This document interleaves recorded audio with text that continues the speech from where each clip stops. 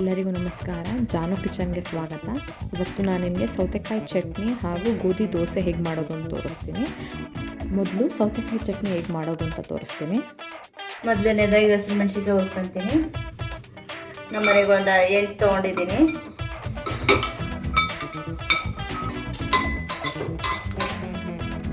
ಆಗಿದೆ ಮೆಣಸಿನ್ಕಾಯಿ ನೋಡಿ, ಇಷ್ಟ ಆದರೆ ಸಾಕು. ಸೌತೆಕಾಯಿನ ಚಟ್ನಿ, ಸೌತೆಕಾಯಿ ಮೇನ್ ಇಂಗ್ರೀಡಿಯೆಂಟ್ಸು. ಸೌತೆಕಾಯಿನ ಜಾಸ್ತಿ ಹಾಕಬೇಕಾಗುತ್ತೆ. ಒಂದು ಬೌಲ್ ಹಾಕ್ಯಂತ ಇದ್ದೀನಿ ಸೌತೆಕಾಯಿ. ಇದಕ್ಕೆ ತೆಂಗಿನಕಾಯಿ ಸ್ವಲ್ಪನೇ ಹಾಕ್ಯಂತೀನಿ. ಸೌತೆಕಾಯಿ ಚಟ್ನಿ ಆಗಿರೋದ್ರಿಂದ ಹಸಿರು ಮೆಣಸಿನ್ಕಾಯಿ ಸುಟ್ಕೊಂಡಲ್ಲ ಅದು ಹಾಕ್ಯಂತ ಇದ್ದೀನಿ. 3 ಬೆಳ್ಳುಳ್ಳಿ, ಕೊತ್ತಂಬರಿ, ಸ್ವಲ್ಪ ಕರಿಬೇವು, ಸ್ವಲ್ಪ ಉಪ್ಪು. ಫಸ್ಟ್ ನೀರು ಹಾಕ್ಬಾರ್ದು ಮಿಕ್ಸಿ ಮಾಡೋಕ್ಕೆ, ಯಾಕೆಂದರೆ ಸೌತೆಕಾಯಿಲೆ ನೀರು ಬಿಟ್ಕೊಳ್ಳೋದ್ರಿಂದ ಆಮೇಲೆ ನೀರು ಹಾಕ್ಕೋಬೇಕು. ಈಗ ಮಿಕ್ಸಿ ಮಾಡ್ತೀನಿ. ಈಗ ಮಿಕ್ಸಿ ಆಗಿದೆ, ತೆಗಿತೀನಿ ನೋಡಿ ಇಷ್ಟು. ಇದನ್ನೇ ಬೌಲ್ಸ್ ಹಾಕ್ಕೊತೀನಿ. ನೀರು ಹಾಕ್ಯಂದಾಗ ಮಾಡಿರಿ, ಇಲ್ಲಾಂದರೆ ನೀರು ಹಾಕೊಂಡ್ಬಿಟ್ರೆ ಫುಲ್ಲು ನೀರು ಬಿಡುತ್ತೆ. ಇದನ್ನು ದೋಸೆಗೂ ಮಾಡ್ಕೋಬೋದು, ಇಡ್ಲಿ ಏನು ಖಾರ ಮಾಡ್ಕೋಬೋದು.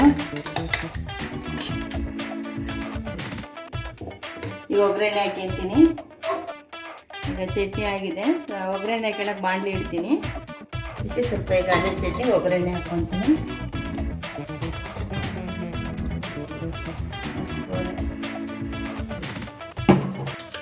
ಎಣ್ಣೆ ಕಾದಿದೆ, ಸಾಸಿವೆ, ಸ್ವಲ್ಪ ಉದ್ದಿನಬೇಳೆ, ಕಡಲೆಬೇಳೆ, ಕರಿಬೇವು,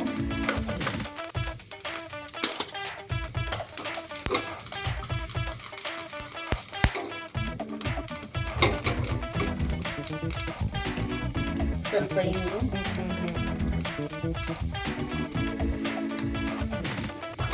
ಅಷ್ಟೇ ಆಯಿತು. ಒಗ್ಗರಣೆ ಚಟ್ನಿಗೆ ಹಾಕ್ಕೊಂಡು, ಎಣ್ಣೆ ಆಗಿದೆ, ಒಗ್ಗರಣೆ ನಾನು ಚಟ್ನಿಗೆ ಹಾಕ್ಕೊಂತೀನಿ.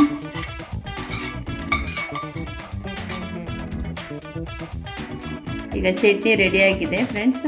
ಗೋಧಿ ದೋಸೆ ಹೇಗೆ ಮಾಡೋದನ್ನು ತೋರಿಸ್ತೀನಿ. ಆಮೇಲೆ ಈ ಗೋಧಿ ದೋಸೆ ಹೇಗೆ ಮಾಡೋದನ್ನು ತೋರಿಸ್ತೀನಿ. 1 ಬಟ್ಲು ಗೋಧಿ ಹಿಟ್ಟು ತೊಗೊಂಡಿದ್ದೀನಿ, ಮಿಕ್ಸಿಗೆ ಹಾಕ್ಯಂತ ಇದ್ದೀನಿ. ಕೆಲವ್ರು ಕೈಲೇ ಕಲಸಿ ಮಾಡ್ತಾರೆ. ಕೈಲಿ ಕಲಸಿ ಮಾಡಿದರೆ ಅಷ್ಟು ಚೆನ್ನಾಗಿ ಬರಲ್ಲ, ಅದು 1 ಗಂಟೆ ಆಗಿಬಿಡುತ್ತೆ ಒಂದೊಂದು. ಅದರಿಂದ ನಾನು ಮಿಕ್ಸಿಗೆ ಹಾಕಿ ಮಾಡ್ತೀನಿ. ಇಷ್ಟು ಹಾಕೊಂಡಿದ್ದೀನಿ, ಒಂದು ಬೌಲಲ್ಲಿ ಇಷ್ಟು ಬಿಟ್ಟಿದ್ದೀನಿ.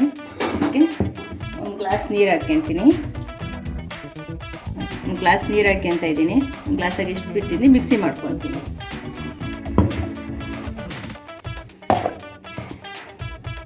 ಈಗ ಆಗಿದೆ, ಮಿಕ್ಸಿ ತೆಗಿತೀನಿ ನೋಡ್ರಿ. ಈ ಥರ ಆಗಿದೆ, ಈ ಥರ ಬರುತ್ತೆ.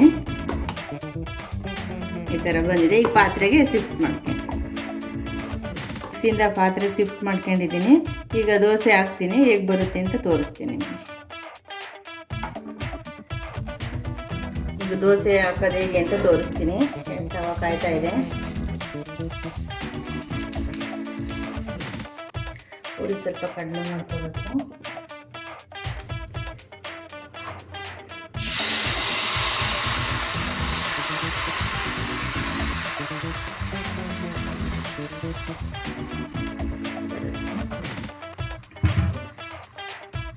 ಸ್ವಲ್ಪ ಎಣ್ಣೆ ಮುಚ್ಚುತ್ತೀನಿ.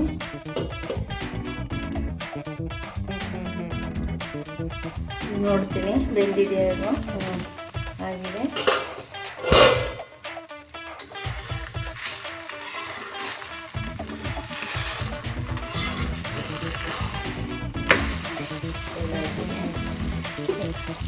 ಎಷ್ಟು ಇಡಬೇಕು ಅಷ್ಟು ಮಾಡ್ಕೊಬೋದು.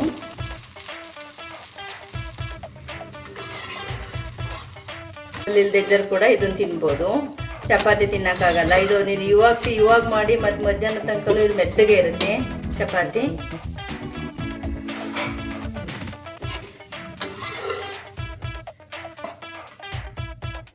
ಈಗ ನೋಡಿ ಫ್ರೆಂಡ್ಸ್, ಇದಾಗಿದೆ ದೋಸೆ ಮತ್ತು ಚಟ್ನಿ ರೆಡಿ ಇದೆ. ದೋಸೆ ಎಷ್ಟು ಸಾಫ್ಟಾಗಿ ಬಂದಿದೆ ಮತ್ತು ಎಷ್ಟು ತೆಳ್ಳಗೆ ಬಂದಿದೆ ನೋಡಿರಿ. ಚಪಾತಿ ಥರನೇ ಬಂದಿದೆ, ಒಳ್ಳೆ ಸ್ಮೂತಾಗಿರುತ್ತೆ.